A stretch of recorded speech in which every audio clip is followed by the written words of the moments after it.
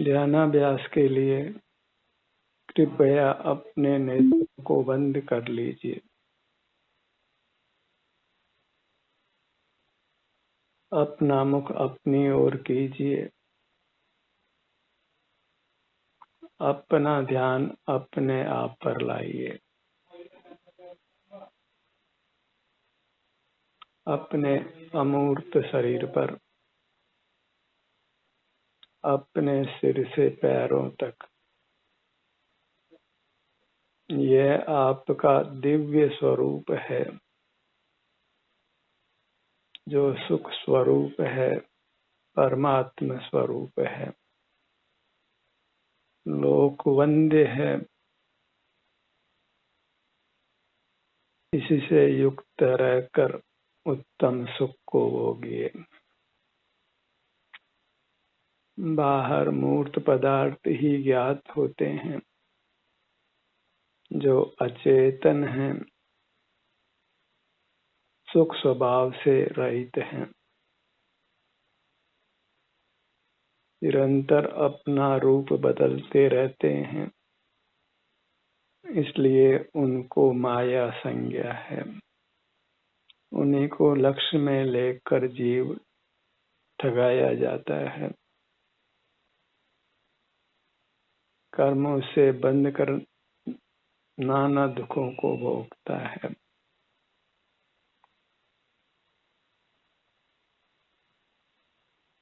मोक्ष मार्ग इतना ही है कि हम बाहर की दुनिया से नहीं जुड़े, क्योंकि हमारा सुख बाहर नहीं है।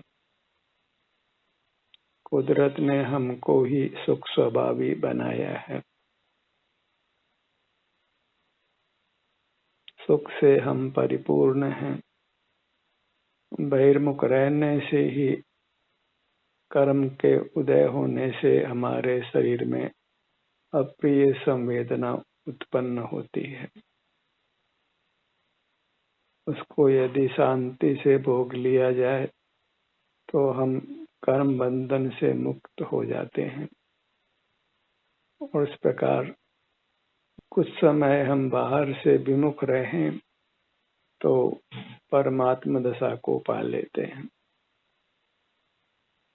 बहिर्मुख रहने के संस्कार को ही मेटना है, इतना ही मुक्ति का पुरुषार्थ है। इतना सा पुरुषार्थ हम नहीं कर पाए हैं, क्योंकि हमको यह खबर ही नहीं है कि बहिर्मुख रहना अच्छा नहीं है। वह आत्मघात करने जैसा है, अपने सुख का घात करना है।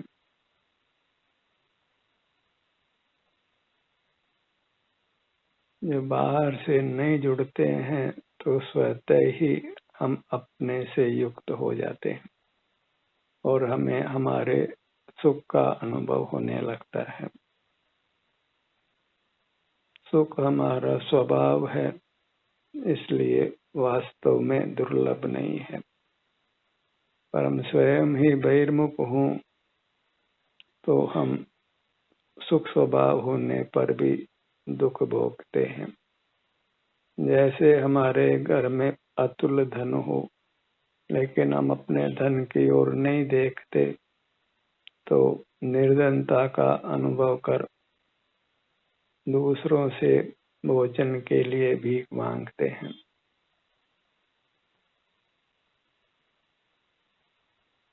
तन मंदिर में देव जिन जग मंदिर देखंत, हास्य मुझे दिखे अरे प्रभु भिक्षार्थ प्रमंत। लोक के मोही प्राणियों ने परमात्मा की स्थापना बाहर की है और अपने परमात्मा को भुला दिया है।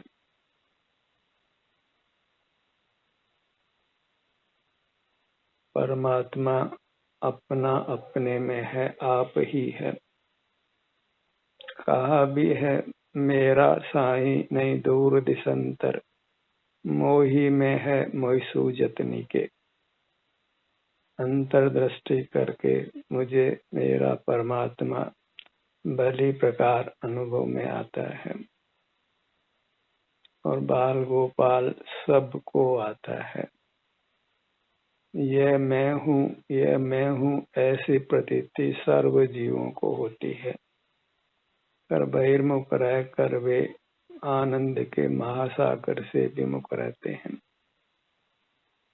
तिनके की आड़ में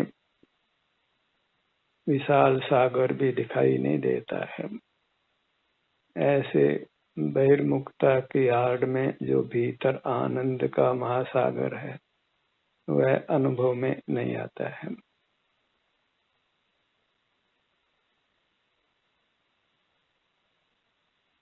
और सुख इतना सुलभ है कि न तो इसके लिए शास्त्र ज्ञान की आवश्यकता है, न किसी बाह्य संयम की। बस इंद्रिय ज्ञान का निरोध करना है, बाह्य जगत से विमुख रहना है। इस जीव का बाह्य जगत के साथ वास्तव में कुछ भी संबंध नहीं है। बहिर्मुख रहने से मूर्त का संबंध बनता है और वही उसके दुख का कारण है। अनादि से जीव मूर्त के साथ बंधा हुआ है और बहिर्मुख है। यह तो भूतकाल की बात हुई। अब वर्तमान क्षण में यदि हम बाहर के जगत से नहीं जुड़ते हैं तो शीघ्र ही परमात्मा पद को पा सकते हैं। हमें इतिहास को दोहराना नहीं है, नव जीवन प्रारंभ करना है, जितेंद्रिय होकर जीना है। मूर्त की गुलामी से, मूर्त के अवलंबन से अपने आप को मुक्त करना है। मूर्त पदार्थों को धन नहीं मानकर दुख मानना है, क्योंकि मूर्त पदार्थों के आश्रय से ही जीव संसार में रुलकर नाना दुख भोगता है। धन तो आप स्वयं है, अपना स्वयं का स्वरूप है, जो प्राप्त मूर्त शरीर के बराबर है। हमारा अपना चैतन्य शरीर है, चिन्ह मूर्त है, जो सुख स्वभावी होने से दिव्य है। हम अचिंत्य सुख के धारक देव हैं। अपना सुख तो अपने में है, बाह्य वस्तु में व्यर्थ प्रयास। जग का सुख तो मृग तृष्णा है, झूठे हैं उसके पुरुषार्थ। आपका अनुभव करता हुआ ही परमात्मा पद को पाता है। बाह्य जगत से जुड़कर संसार के नाना दुखों को ही भोगता है, तो बाहर से ही विरक्त होना है। जो भी भूतकाल में मुक्त हुए हैं, वर्तमान में हो रहे हैं और भविष्य में होंगे, वे बाह्य जगत से नाता तोड़कर ही हुए हैं, अपने से नाता जोड़कर ही हुए हैं।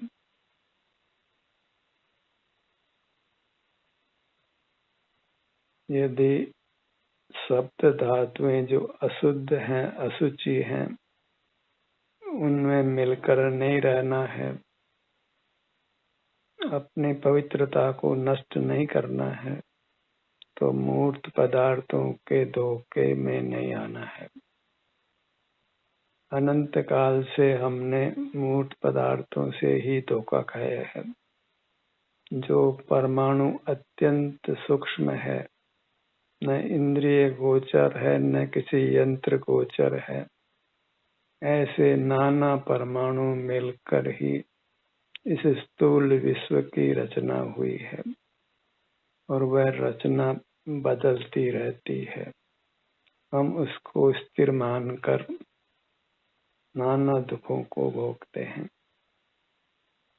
बाहर की सर्व रचना अनित्य है, और अनित्य है वह शरणभूत नहीं है। अपनी चिन्ह मूर्त ही नित्य होने से शरणभूत है। मैं ध्रुव हूँ, शाश्वत हूँ, अनादि निधन हूँ, अजन्मा हूँ और अविनाशी हूँ, आनंद का कंद हूँ, घन हूँ। यदि अपने में युक्त होकर कर्म के संबंध से रहित हो जाता हूँ तो फिर अस्त्र शस्त्र किसी से कटता नहीं हूँ, आग से जलता नहीं हूँ, पानी से गलता नहीं हूँ। आनंद अप्रभावी रहता है, शाश्वत बना रहता है। बस जितेंद्रिय होकर रहना है, जिनेंद्र होकर रहना है, इंद्रिय जय करके रहना है। इंद्रियों से मूर्त पदार्थों को देख जानकर ही हम रागी द्वेषी होकर आकुल व्याकुल होते हैं। जो रचना अनित्य है उसी को नित्य मानकर उसका आश्रय करना चाहते हैं। मूर्त पदार्थों की रचना से ही हम घायल हुए हैं, अपने आप को भूल कर ही नाना दुख पा रहे हैं। अपनी चिन्ह मूर्त को, अपने अमूर्त शरीर को भूल आपको हैरान हो गया। व्यर्थ ही अपने आप को भूलकर हम नाना दुख भोग रहे हैं। अपना अनुभव करने के लिए पर का लक्ष्य छोड़ना है। ज्ञान पर का ही अनुसंधान करता है। नाना विश्वविद्यालयों में पर को ही पढ़ा जाता है और आप पढ़ने की वस्तु नहीं है। आपका तो पर लक्ष्य छोड़ने पर स्वयमेव अनुभव होता है। उसके लिए कुछ पढ़ना नहीं होता है, कुछ ज्ञान भी नहीं करना होता है। ज्ञान करना बंद करना होता है। जैसे ही हम ज्ञान को विराम देते हैं हमारा आनंद प्रकट हो जाता है। ज्ञान और आनंद ये विलोम है। भले ही पंडित वर्ग अपने आप को ज्ञानानंद स्वभावी प्रसिद्ध करते हूँ, पर वह सब उनका भ्रम है जो अनादि से चल रहा है। जीव एक सुख स्वभावी है। ज्ञान तो मूर्त के संबंध से उत्पन्न हुआ एक चैतन्य विकार है, चिद विकार है और निंद्य है, क्योंकि उससे वैश्विक सुख दुख की उत्पत्ति होकर जीव को कर्म का बंधन होता है। मूर्त पदार्थ के लक्ष्य से ही वैश्विक सुख दुख होने से उनके प्रति राग द्वेष होता है।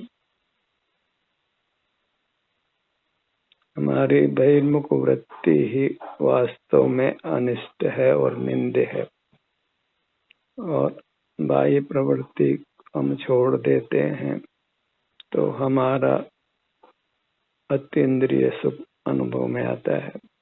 वही प्रशंसनीय है, भोगने योग्य है, वही दिव्य है। उसी से हमको परमात्मा संज्ञा है, देव संज्ञा है। अहम ब्रह्मास्मि, मैं स्वयं परमात्मा हूँ। कहीं परमात्मा को बाहर खोजना नहीं है। प्रत्येक जीव अंतरंग में ब्रह्मा है, विष्णु है। अपने से युक्त होकर बाहर से अपनी दुखों से रक्षा करता है। महेश है, आप ही अपने से युक्त रहकर दुखों का सर्वथा नाश करता है। तो ब्रह्मा विष्णु महेश आप ही है। गणधरों का ईश गणेश भी आप ही है। ब्रह्मा विष्णु महेश गणेश सब अपने नाम हैं, मोही जीवों ने इनकी स्थापना बाहर की है। आप ही शिव स्वरूप है, सुखदाता है, इसलिए आप ही शिव शंकर है। मोही जीवों ने शिव को शंकर को बाहर ही मान लिया है। बाहर तो कोई मोक्ष भी नहीं है और मोक्षदाता भी नहीं है। मोक्ष भी भीतर है और मोक्षदाता भी भीतर है। आप ही सर्वस्व है। स्व पर का विवेक नहीं करने से ही जीव पर के आश्रय से सुख पाने की मिथ्या चेष्टा करता है। स्व पर का विवेक होने पर को हे जानता है और स्वयं को उपादेय जानकर पर का लक्ष्य छोड़कर, पुद्गल का लक्ष्य छोड़कर अपनी चिन्ह मूर्त का लक्ष्य करता है। उसी के उत्तम आनंद को भोगता है।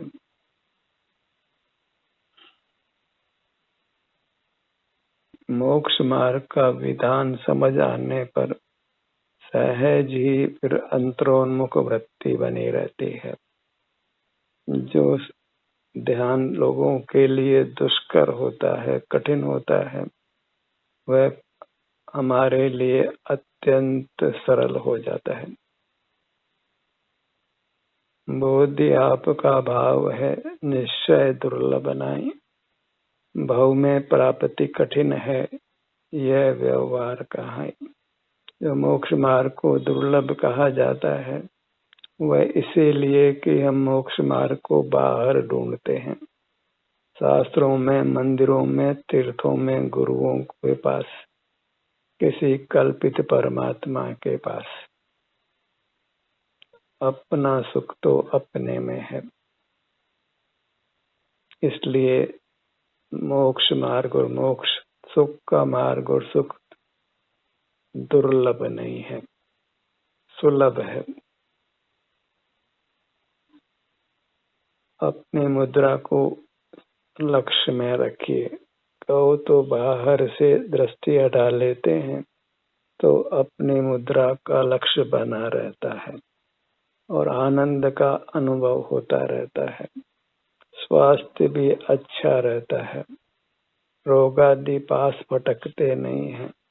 प्रतिकूल प्रसंग न भीतर उपस्थित होते हैं न बाहर ही। सर्व प्रकार से जीवन सुखद होता है।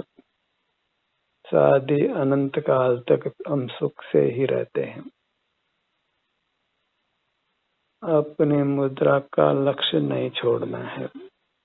अपने आभ्यंतर अमूर्त शरीर का लक्ष्य नहीं छोड़ना है, क्योंकि संसार सागर को पार करने के लिए अपनी मूर्त ही जहाज है। जहाज को छोड़ देते हैं तो सागर में डूबकर मरना ही होता है। तो अपनी मूर्त को छोड़ दें तो संसार में जो असीम है, अथाह है, अपार है, उसमें ही हम डूबकर बार बार मरते हैं। क्योंकि जीव जीता है, जिया था और जिएगा, इसलिए फिर पुनर्जन्म होता है। पर यह सब मरना और जीना सुखद नहीं है। हमें शाश्वत जीते हुए रहना है, बिना मरण भोगे हुए, बिना नाना दुखों को भोगे हुए, बिना मूर्त के संबंध के, बिना इंद्रिय ज्ञान के। हमने तो इंद्रिय ज्ञान को ही जीवन का स्वरूप मान लिया है और इंद्रिय ज्ञान के निरोध के नाम से ही हमारी रूह कांपने लगती है। हम चाहते हैं कि आंखों से हम देखें, कानों से हम सुने, नासिका से सूंघें, जिह्वा से चखें और स्पर्शन इंद्रिय से छुए। ऐसी यदि हमारी मनोवृत्ति है तो फिर वास्तव में सुख दुर्लभ ही है। फिर सुख की कामना करना भी वृथा है। जब इंद्रिय जय नहीं करके इंद्रिय ज्ञान में ही रहना है, उसी को अपना स्वभाव भी मानना है। मैं ज्ञाता दृष्टा हूँ, तो फिर समझ लीजिए कि संसार अनंत है। सभी धर्मों में विपरीतताएं पाई जाती है, क्योंकि यह काल अच्छा नहीं है, इसीलिए इसको कलिकाल कहते हैं। और अल्पाधिक सब जीव इस काल में दुखी ही रहते हैं। सम्यक देशना भी मिलती नहीं है। धाम बिना निर्धन दुखी तृष्णा वस धनवान, कबहु न सुख संसार में सब जग देखे छान। कोई साथ नहीं देता है, आप अकेला अवतरे मरे अकेला हो। या कबहु निस जीव को साथी सगा न कोई। बाहर में कोई साथी नहीं है, अपना साथी आप ही है। भीतर ही द्वैत है, साथ करने वाला और साथ आने वाला दोनों आप ही है। अपनी मूर्त नित्य है और इसमें प्रति समय परिणाम उत्पन्न होता है। वह परिणाम इसमें उत्पन्न होकर इसी में निमग्न रहे तो वह स्थिति सुख की स्थिति है, और वह परिणाम बहिर्मुख हो तो वह स्थिति भयंकर दुख रूप होती है। वह सुख तो अल्प है, वह भी वैषयिक है, वह भी वास्तव में जो कुछ स्वास्थ्य प्रकट है उसका है, पर का नहीं है। हम वेदना भोग कर स्वस्थ हो जाते हैं और फिर हमको बाह्य पदार्थों में सुख का भ्रम होता है। बाह्य पदार्थों की ओर दौड़ कर कर्म बांध देते हैं और फिर अस्वस्थ हो जाते हैं। अस्वस्थ होकर दुख भोग कर स्वस्थ होते हैं, फिर बाहर के जगत से जुड़कर अस्वस्थ हो जाते हैं। इस प्रकार सुख दुख में ही अमानादि से झूल रहे हैं। स्वास्थ्य है तो फिर कुछ काल सुख से व्यतीत होता है, पर वह समय टिकता नहीं है। थोड़े समय बाद ही स्वस्थ व्यक्ति अस्वस्थ हो जाता है। हर व्यक्ति जवानी में कदाचित स्वस्थ रहकर वृद्धावस्था में तो अशक्त होता है, रोगी भी हो जाता है, क्षीण हो जाता है, जीवन दुख से भर जाता है और उसको समझ ही नहीं आती है कि यह सब क्या क्यों कैसे हो रहा है। अपना मुख अपनी ओर हो, पर की ओर नहीं हो, पर में सुख की भ्रांति समाप्त हो, बहिर्मुखता नहीं हो, तो न फिर रोग होता है न वृद्धावस्था होती है। वास्तव में फिर मरण नहीं होकर निर्वाण होता है, परमात्मा पद की प्राप्ति होती है। थोड़े में ही समझ लेना अच्छा है, ताकि फिर वृत्ति बहिर्मुख नहीं हो, स्वतः ही अंतर्मुख हो। स्वतः ही हम अपने आनंद का अनुभव करते हुए रहें। काल की आवली भारी नहीं हो, फिर लाखों करोड़ों वर्ष भी क्षण मात्र जैसे व्यतीत होते हैं। काल आगे बढ़ता जाता है और हमारा सुख असीम बना ही रहता है। वही हमारा वास्तविक स्वरूप है। अपने ध्यान को अपने मुखमंडल पर लाइए। हमको हमारा परिचय तो हो ही गया है, बस उस परिचय को भुनाना है, उस परिचय को भोगना है। पर परिचय दुख देन, निज परिचय सुख चैन, इतना सा ही धर्म का उपदेश है। पर दौवा दो तुक गई, स्व दौवा दो सुख गई। पर द्रव्य के आश्रय से दुर्गति है, उस वह द्रव्य जो अपनी अमूर्त काया है, जो स्वानुभव गोचर है, उसके आश्रय से सुख की प्राप्ति है। दुख की निवृत्ति के लिए पर जो बाहर पुद्गल दिखाई देता है उसको छोड़ना है, अर्थात उसको जानना नहीं है। उसको जानना हमारा स्वभाव नहीं है। उद्गल को जानने का भार इस परमात्मा के पास नहीं है। वृथा ही बहिर्मुख होकर पर को जानकर ये जीव अपने को दुखी करता है। जब पर के जानने से विरक्त हो जाता है तो अपने सुख को पा लेता है। पर को जानने का नाम ही ज्ञान है। ज्ञान पर प्रकाशक है और वही निंद भी है। मोही जीवों को ये ज्ञान ही अच्छा लगता है और पंडित साधु भी मोही होने से वे भी ज्ञान के ही गीत गाते हैं। निर्मोही बाहर के जानना छोड़कर अपने आनंद को भोगता है। अपने यथार्थ अमूर्त स्वरूप को प्रकट कर परमात्मा होकर सुख से अनंत काल तक रहता है। इस मोक्ष मार्ग को अनुभव से प्रकाशित करिए। सुना सुनाया केवल बहिर्मुखता में कुछ क्रियाकांड कर लेना, कुछ शास्त्र पढ़ लेना, पढ़ा लेना, यह कुछ भी मोक्ष मार्ग नहीं है। ध्यान का सत्र यहीं समाप्त होता है। आपकी सहभागिता के लिए धन्यवाद।